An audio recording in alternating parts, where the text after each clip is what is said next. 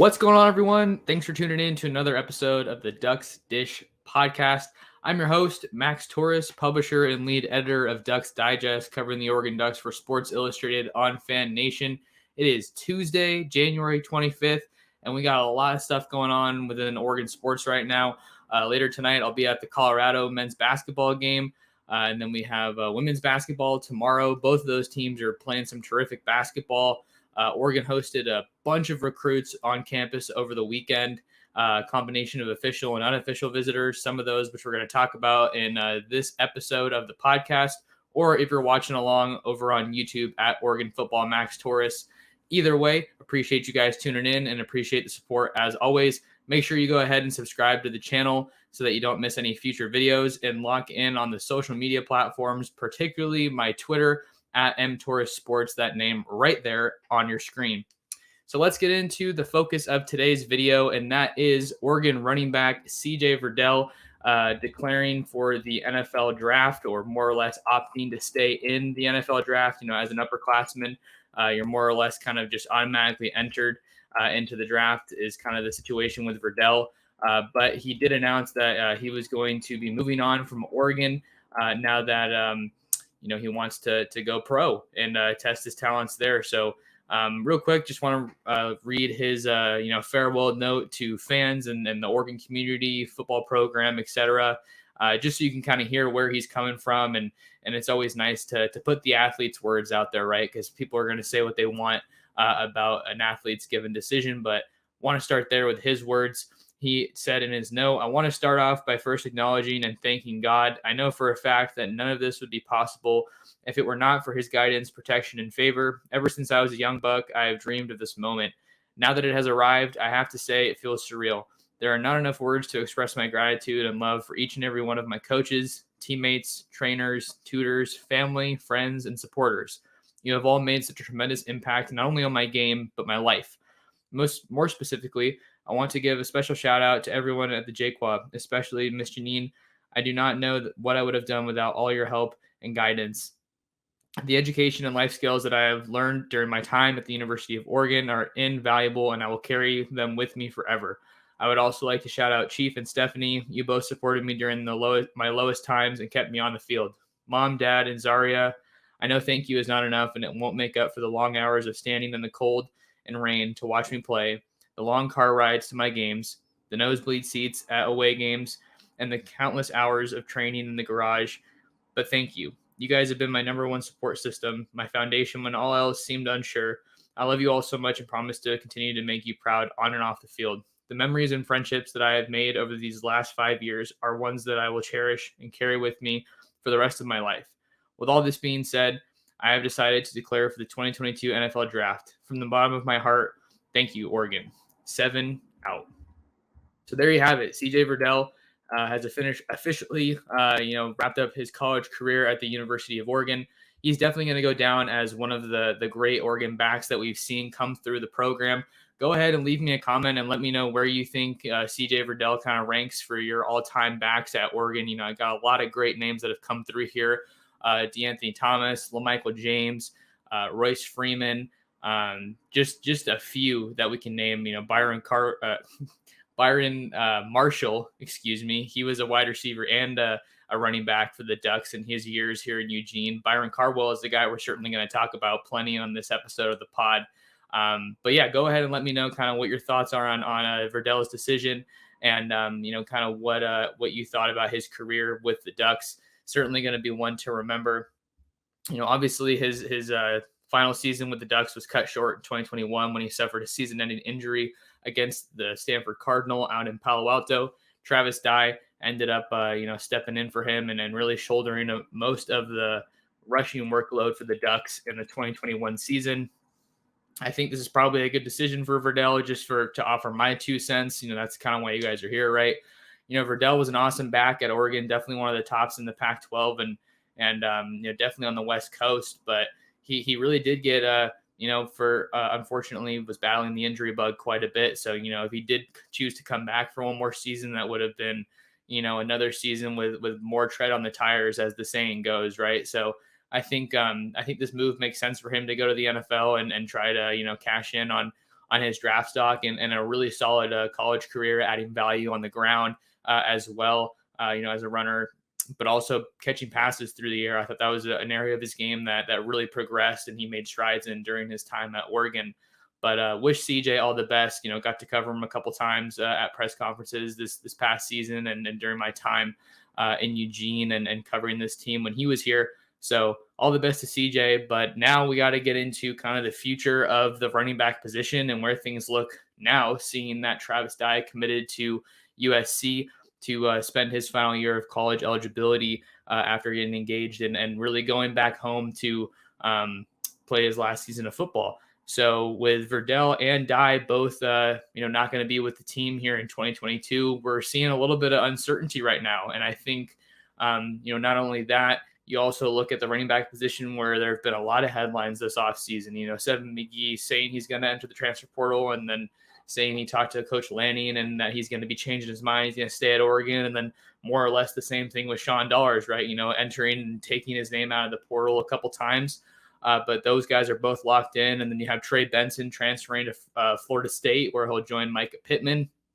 So that's obviously, a lot of movement at one position. And I think it's interesting now because for the longest time, I feel like it was always, Oregon running backs, they're always completely loaded, and there's still definitely a lot of talent in that room, but they're at the position now where it's not so much how are you going to distribute the carries, it's who's going to be, in this room. They only have 3 scholarship running backs on the roster as it stands right now. You look, of course, at Byron Cardwell, the freshman out of San Diego, who had a terrific 2021 season. Really saw him kind of start to pick up some more steam at that Colorado game. After that Colorado game, I should say, that game was awesome. And then just kind of from there, that was Halloween weekend, he really just he kept on turning heads rather. So he's a guy that, Duck fans, I'm sure, feel really confident about. Love his patience as a young back, running out of the backfield. Really has good vision and I think is playing ahead of his years if you look at some of the other running backs that we've seen in the Pac-12. So I'm really excited to see what he has in store for this next year. It's actually his birthday as we're recording this. So happy birthday to Cardwell. I got one of those Facebook memories of a story that I wrote exactly a year ago today when he committed to Oregon out of Morse High School in San Diego. So kind of a cool little tidbit there, but really excited about Cardwell. I feel like he's an awesome, really well-rounded back that gives Oregon a lot of promise offensively heading into next season. And then after Cardwell, you have Seven McGee, who played a little bit last year, also as a true freshman for the Ducks. And I think with him, what's kind of interesting is you saw the wide receiver position kind of get shaken up a little bit towards the end of the season with major injuries to Johnny Johnson and Jalen Redd and Micah Pittman entering the transfer portal at a pretty odd time. But either way, you still got to go out there and play. So we saw Chris Hudson really coming on at the end there, Troy Franklin, Dante Thornton, Isaiah Crocker kind of involved there. But I bring up the wide receiver position because McGee was ultimately getting used as a wideout a little bit, towards the end of the season. So we're seeing him kind of bounce back and forth between those two positions. But I think he's a guy that just oozes potential, right? And we really saw that, albeit in limited quantity last year in 2021. But when he had the ball in his hands, good things really happened, catching balls out of the backfield, getting some good returns on special teams as well. So I'm really excited to see him. Definitely doesn't strike me as one of those more traditional running backs when you look at Cardwell. Probably a guy that can sustain a little bit of a heavier workload, but that's not to say that McGee shouldn't be on the field. He is uber talented, and I think that Kenny Dillingham's really probably excited to see kind of how he can get him more involved in his first year running this Oregon offense after coming over from Florida State, where I just mentioned Trey Benson ended up taking his talents after entering the transfer portal. And then you also have Sean Dollars, right? He's kind of the wild card of this bunch. We really haven't seen him too involved at Oregon since committing to the Ducks in the 2019 signing class. Big time talent out of the Southern California area, Rancho Cucamonga, before transferring to Mater Dei to finish out his senior year.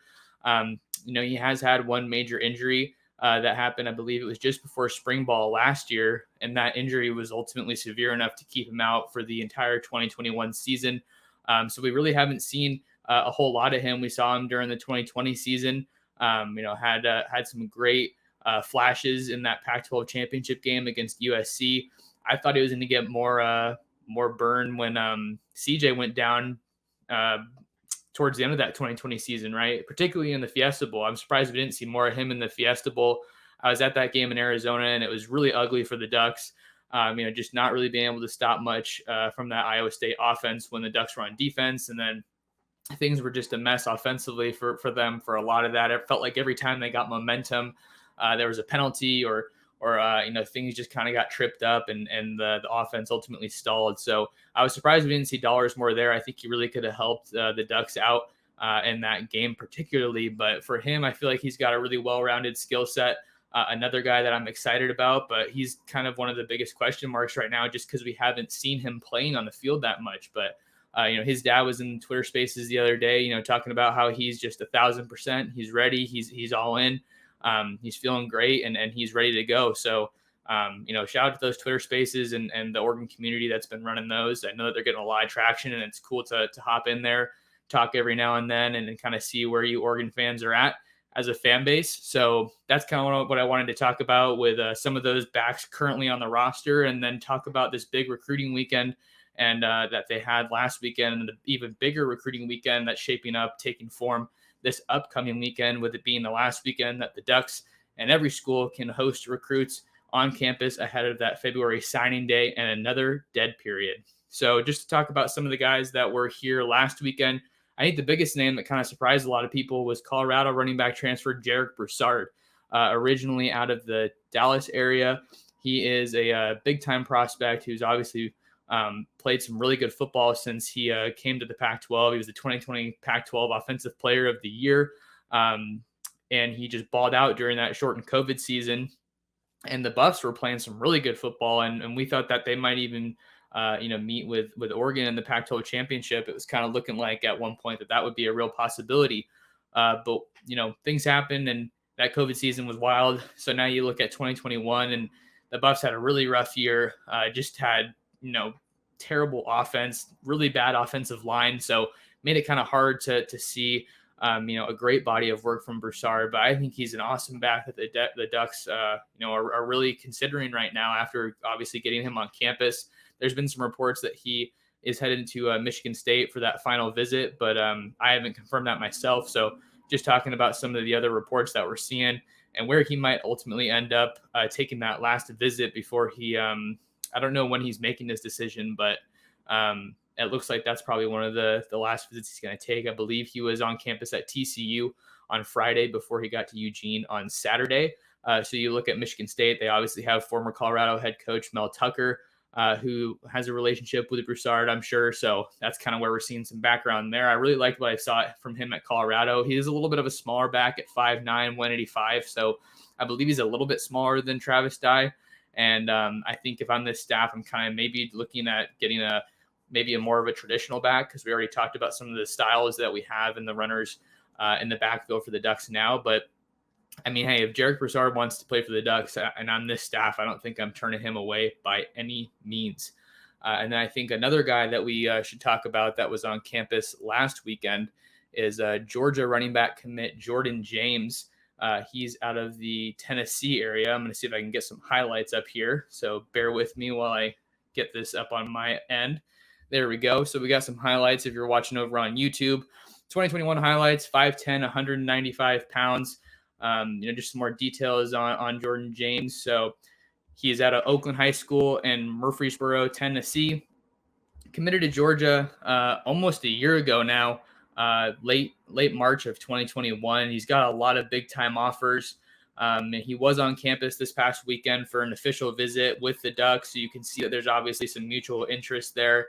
Maybe Dan Lanning's leaning on that Georgia connection a little bit to get him out here, seeing an obvious need at running back, seeing all the movement that the Ducks have had at that position in recent weeks now. So I think Jordan James is a little bit of a smaller guy, like I was saying, but you can see some of his running here. I think he's got a really rugged style and just a hard-nosed guy, and he had some receiving value out of the backfield as well. So I think a lot of people were maybe concerned a little bit after Cristobal left about this staff and them pushing into the Southeast, because we saw after Cristobal left, TJ Dudley decommitted, Tanner Bailey ultimately flipped to South Carolina. The Ducks lost all of their commitments in Texas, but for Dan Lanning and Carlos Loughlin to bring in a visitor like Jordan James out of Tennessee so quickly and someone with obvious major SEC ties, I think it says a lot about the staff. It looks like Oregon's definitely a contender here. I haven't been able to talk to James personally yet. I've been trying to, though. And it looks like there are reports that he's going to be heading to Florida this upcoming weekend for his last official visit before ultimately making his announcement. Will he stay with Georgia, or will he maybe go with one of these other programs like Oregon and Florida, given Chase late here? Billy Napier obviously being the new head coach over there in Gainesville. Two programs that both have new coaches, new head coaches, and obviously new staffs, but making some major pushes on the recruiting trail for some big-time guys. So Jordan James, definitely a name to keep an eye on now. So go ahead and follow him on Twitter and check out some more of his highlights if you guys want to learn a little bit more about him. And then there was one more guy that I wanted to talk about in this episode of the pod that I'm sure a lot of people are excited about. That is running back Andrew Paul in the 2022 class out of Parish Episcopal High School in Dallas, Texas. You see the stats there, 2,824 yards. This dude is just an absolute machine. He was on official visit to Clemson this past weekend. So big for Dabo Sweeney to get him on campus. If you look at the Clemson program and kind of what's going on there, looking for two new coordinators. Actually, they believe that they found their new coordinators, but Brent Venable is obviously taking the job at Oklahoma. And then I believe it was Tony Elliott who took a new job. I want to say it's Virginia or Virginia Tech. Someone has to forgive me on that and fact check me. But either way, you're losing two major coordinators. So not rebuilding over there in Clemson by any means, but they're looking the most vulnerable they ever have. So big for the Tigers to get Paul on campus for a visit. And then he was also at Michigan for an official visit. And I also believe it was Colorado. They got him on campus right before the early signing period back in December. So I know that Oregon, for a fact, is trying to get him on campus right now for an official visit this weekend ahead of his decision. But, I've been talking to a couple sources, and they were saying that your guess is as good as mine for if he ends up, where he ends up taking a visit this weekend. I believe he has two more official visits if you look at Colorado, Michigan, and Clemson as some of the schools that he's checked out. So, Ducks are really pushing hard to get him on campus for a visit. You got to figure their chances are pretty good, with how effective Dan Lanning and Carlos Loughlin have been at, building these relationships with new guys. It is worth noting that they did go in home to visit Andrew Paul.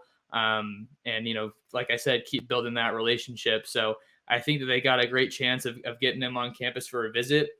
And then if they get him on campus for a visit, then you got to figure that the Ducks are going to be right there.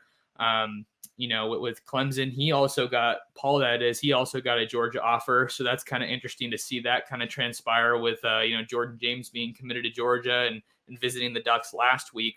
So it's really heating up here because if you're Oregon, do you want to take two running backs? I think if I'm them, I maybe want to, in a best case scenario, maybe you get Broussard from the portal and then you can get one of Paul or James.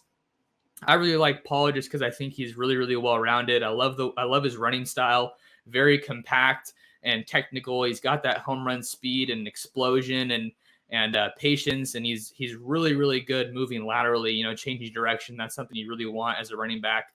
You can see that he has the ability to run a variety of run concepts with the inside zone or counters as well. So I think that's great. You see him working out of the spread here, something that's been the shotgun spread offense. Excuse me, which has been something that Oregon's done for a while now. We're kind of still waiting to see what Kenny Dillingham's offense is going to look like. But I mean, how do you see a guy like Paul, who's just been absolutely skyrocketing on the recruiting trail and not be pretty intrigued and think that he would be a good fit for you? So like I said earlier with Seven McGee, will he ultimately be utilized more as a receiver or as a running back? We're kind of waiting to see now. A lot of people are waiting for some transfer additions, whether it be at cornerback. Again, the Ducks got Christian Gonzalez earlier in the offseason, but I think they would be wise to add another transfer corner. And then you're looking for a guy maybe with some more experience at running back from the transfer portal. And then that's why guys like Jarek Broussard look like they could be pretty good options. And then I think adding Broussard, best case scenario, and Paul, like I said, is kind of what I would want to do if I was the Oregon staff. But it's really a numbers game. Scholarships getting tight, people entering the portal, people want to come to Oregon, you see a lot of movement. So it's a lot of moving parts here, and it's not something easy for the staff to handle.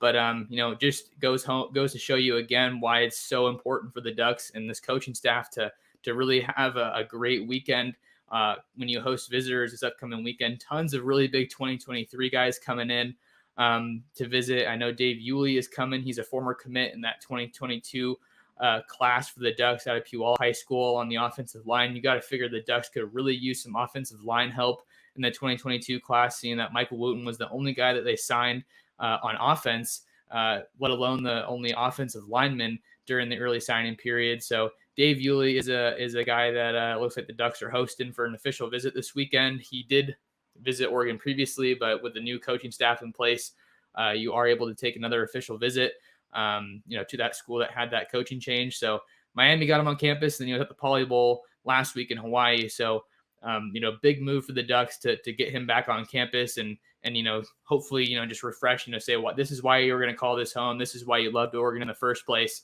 So Dave Yulee, definitely a guy to keep an eye on. But that's about all I have for this episode of the Ducks Dish podcast. If you guys are watching on YouTube, again, I thank you so much for checking out our video. Kindly ask you subscribe to the channel. It only takes a second out of your day. It's totally free, and it's a tremendous help to what I'm doing covering the Ducks, bringing you guys that coverage that you guys love. So thank you so much for watching this episode of the Ducks Dish podcast. Make sure to follow me on Twitter at mtorresports and go over and check out all the Oregon Ducks content that we have at ducksdigest.com. And you can also find and follow the other writers on our team. Got Dylan Rubin King, Graham Metzger, Billy Spots, Nick Batty, John Rustick. They're all doing great writing for us. So please go ahead and check that out and give them a follow. That'll do it for this episode of the podcast. Appreciate you guys for listening, watching, supporting, however you're tuning in. I greatly appreciate it, and I will see you guys in the next video.